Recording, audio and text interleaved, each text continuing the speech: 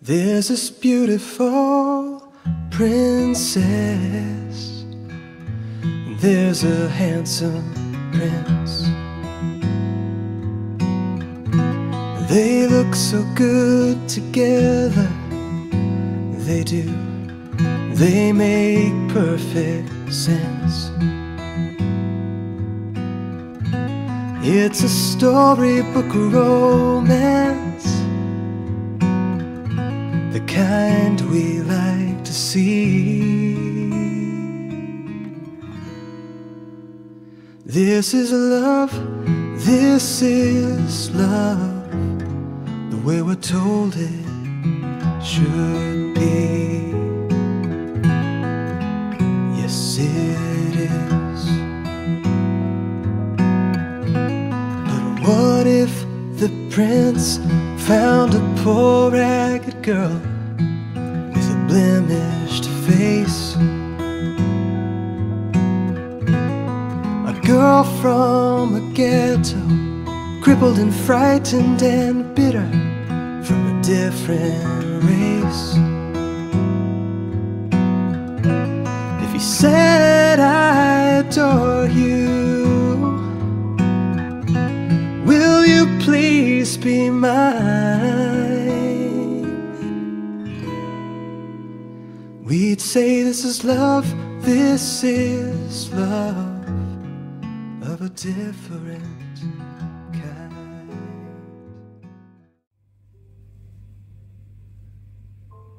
Bienvenue. Voici notre moment de méditation quotidienne.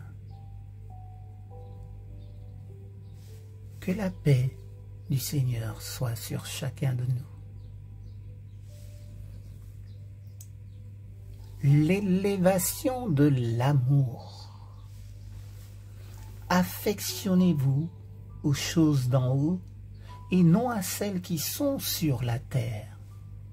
Colossiens chapitre 3 verset 2. Si je pouvais souhaiter quelque chose à toutes les personnes qui me connaissent, même à ceux qui ne me connaissent pas,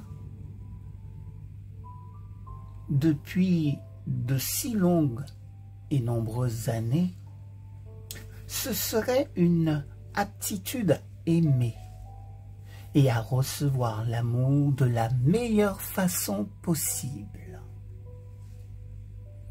Seul l'amour, le véritable, le vrai, le juste amour, convient à la vie et à la religion, c'est-à-dire la relation que vous entretenez avec Dieu lui-même. C'est par l'amour seul que l'on répond correctement à l'attente de Dieu et à celle de l'homme. Dieu a tant aimé le monde qu'il a donné. Dans la Bible, Dieu ne nous donne pas un cours, mais il se donne lui-même. Paul parle quelque part de notre aptitude à comprendre la hauteur de l'amour de Dieu. Éphésiens chapitre 3 verset 18. Un des grands scandales de notre époque est la perversion de ce que les gens nomment l'amour. Cette perversion est due au fait que les gens ne le relient pas à la pureté de l'amour et de la grâce de Dieu. Il faut que tous les hommes subordonnent leurs besoins fondamentaux à l'amour de Dieu qui surpasse tout. L'amour est le don de Dieu, mais aucun don n'a été autant faussé, perverti par l'homme. Quand les hommes disent qu'ils aiment, ils expriment leur volonté de possession, leur désir de se faire plaisir, d'exploiter à leur profit les fonctions que les autres remplissent. Chacun a des fonctions, qu'elles soient d'ordre religieux, financier, sexuel ou social. Aujourd'hui, celles-ci sont devenues plus importantes que les gens eux-mêmes. Mais les gens n'aiment pas qu'on se serve d'eux. Quand on ne fait que se servir des gens, on détruit chez eux le sens de la valeur personnelle. L'amour du Christ procure à chacun le juste sentiment de sa propre valeur et ainsi une sensation de bien-être.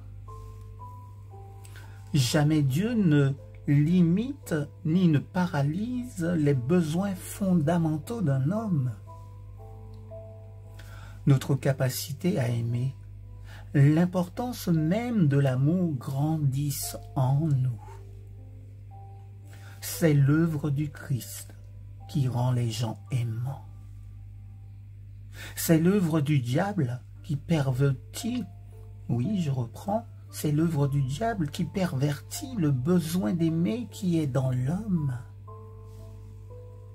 La dépravation de l'amour a pour seul remède le pur amour de Dieu. Ce qui arrache l'immoralité de cette génération de la façon la plus radicale, c'est l'esprit.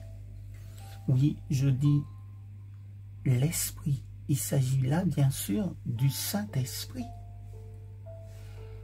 qui répand l'amour de Dieu dans nos cœurs.